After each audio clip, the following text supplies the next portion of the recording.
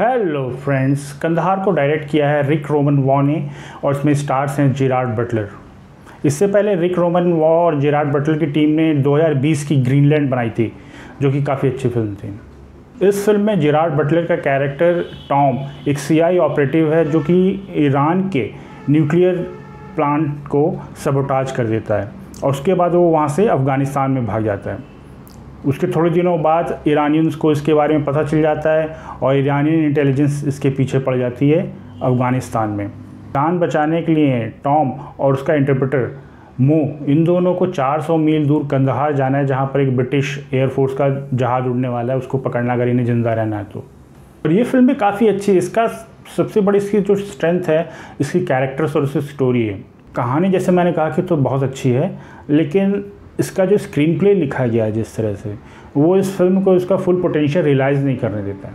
इस फिल्म को एक स्ट्रेट फॉरवर्ड चेज मूवी होना चाहिए था मेरे ख्याल से, क्योंकि जो दोनों हैं, जो इंटरप्रेटर और टॉम, इन दोनों के पीछे ईरानियन इंटेलिजेंस पड़ी हुई है, इनके पीछे ISI पड़ी हुई है और इनके पीछे तालिबान भी पड़ा हुआ है।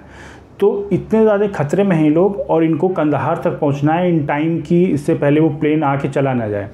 तो जब कहानी इस तरह की तो आप समझ सकते हैं इसके बीच में इसमें एक्शन की गुंजाइश कितनी है, और एक्शन है भी इसमें, ऐसी बात नहीं है, लेकिन इसे एक चेज मूवी की तरह ट्रीट करना चाहिए था। लेकिन डायरेक्टर मेरे ख्याल से ज़्यादा इंटरेस्टेड इस बात में है कि जो साइड कैरेक्टर्स हैं, जैसे कि जो इंटेलिजेंस एजेंसी, जो ईरानियन इंटेलिजेंस एजेंसी का जो हेड है, जो इसका पीछा कर रहा है, वो उसमें भी ज़्यादा इंटरेस्टेड है। मतलब उसकी भी बैक स्टोरी, उसकी वाइफ वगैरह को, इसको ह्यूमनाइज करने की कोशिश करते हैं, जो कि अच्छी बात है एक तरह से अगर देखा जाए तो। उसके बाद जो ISI का बंदा है, इसको अली फैज़ल ने प्ले किया है बाय द वे। मतलब वो इकलौता है इंडियन एक्टर है मेरे ख्याल से जो कि कंसिस्टेंटली हॉलीवुड में इस समय काम कर रहा है, और इसने ICIC का, मतलब वो मेन विलेन आप कह सकते हैं खुलेआम। मतलब कि जो इवन जो ईरानियन इंटेलिजेंस वाला जो बंदा है उसमें थोड़ी बहुत अच्छाई है, मतलब वो फैमिली मैन की तरह दिखाया गया है उसको। लेकिन जो ये है ISI का बंदा ये प्ले कर रहा है, और इसमें मतलब कोई अच्छा ही नहीं है, एक प्योर विलेन है। उसको, इसका काम है कि जेरार्ड बटलर के कैरेक्टर को पकड़ो और उसको मारो। जैसे कि ज़्यादा फिल्म में, एक्शन फिल्म में होता है कि जो साइड कैरेक्टर है उनके ऊपर बिल्कुल भी टाइम नहीं दिया जाता है, इसमें ऐसा नहीं है। और यही मेरे ख्याल से इस फिल्म की कमी बन जाता है। फिल्म को फोकस करना चाहिए था इन दोनों मेन लीड पे, जो इसका इंटरप्रेटर है और टॉम। बाकी इस लोगों को उतना ध्यान नहीं देना चाहिए। हालांकि मैं उस पर थोड़ा सा कन्फ्लिक्टेड हूँ यार, मतलब उसने ध्यान दिया, अच्छी बात है, आप साइड कैरेक्टर बिल्ड कर रहे हैं, लेकिन इससे होता है क्या है कि आप मेन फोकस लूज़ कर जाते हैं। मैं एज एन ऑडियंस मेंबर मैं ज़्यादा इंटरेस्टेड हूँ जो दो मेन लीड हैं उनमें, ना कि इन साइड कैरेक्टर्स में। और क्यों मैं इंटरेस्टेड हूँ, क्योंकि इन दोनों की केमिस्ट्री बहुत कमाल की है। जो जेरार्ड बटलर और उसका जो इंटरप्रेटर जिसने प्ले किया है, उसका नाम मुझे नहीं पता, लेकिन इन दोनों की केमिस्ट्री एक तरह की फ्रेंडशिप इन लोगों की डेवलप होती है जो जा रहे हैं, और जेन्युइन फ्रेंडशिप लगती है। फिल्म इस बारे में भी कमेंट्री करती है कि कैसे अमरीकियों ने, मतलब कितने सारे इंटरप्रेटर्स को पूरी अपने ऑक्यूपेशन जो उन्होंने किया था, 20 साल अफ़गानिस्तान में अमरीकी फ़ौजें रहीं, उन्होंने कितने सारे इंटरप्रेटर्स यूज़ किए अफ़गान, और उसके बाद उन सबको छोड़ के लोग वापस चले गए, और इन जो इंटरप्रेटर्स को तालिबानियों ने ढूंढ के मारा। तो फिल्म इसके बारे में भी कमेंट्री थोड़ी सी करती है, जो कि अच्छी बात है।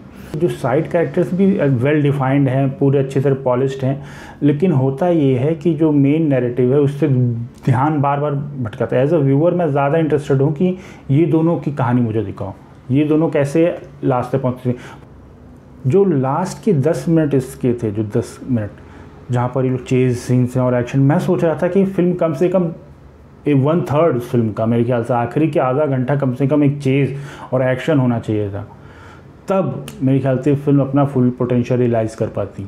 लेकिन यहाँ पर जैसे कि लोग भाग रहे हैं, फिर कहीं रुकते हैं, फिर कहीं और जाते हैं, फिर कहने का मतलब है कि यार अगर चेज़ पर ध्यान दिया होता, जैसे चेज़ मूवीज़ जैसी होती है ना, जिनके ऊपर पीछा कर रहे हैं आप, और एक सिंगल माइंडेड फोकस इन दो कैरेक्टर्स पे और बाकी सब लोग पीछे हैं बैकग्राउंड में, अगर उस पर किया होता तो ये फिल्म बहुत कमाल की बनती थी। और उन फोकस होना चाहिए था इन दोनों की फ्रेंडशिप पे, पूरी तरह से कि एक्शन मूवी के इसको ट्रीट किया जाता, तो फिल्म मेरे ख्याल से अपना मैसेज भी अच्छी तरह कन्वे कर पाती और बहुत ज़्यादा इंटरेस्टिंग होती, बहुत ज़्यादा चलती भी। अभी भी मैं ये नहीं कहूँगा कि फ़िल्म बुरी है, लेकिन बहुत अच्छी हो सकती थी। असली जहाँ तक रिकमेंडेशंस की बात है यार, इस समय ये प्राइम वीडियो पे अवेलेबल है, तो अगर आप देखना चाहें तो देख सकते हैं। यार मैं इंटरेस्टेड हूँ कि आप लोग को ये मूवी कैसी लगी, लिख के ज़रूर बताना कमेंट सेक्शन में। और अगली बार तक के लिए बाय।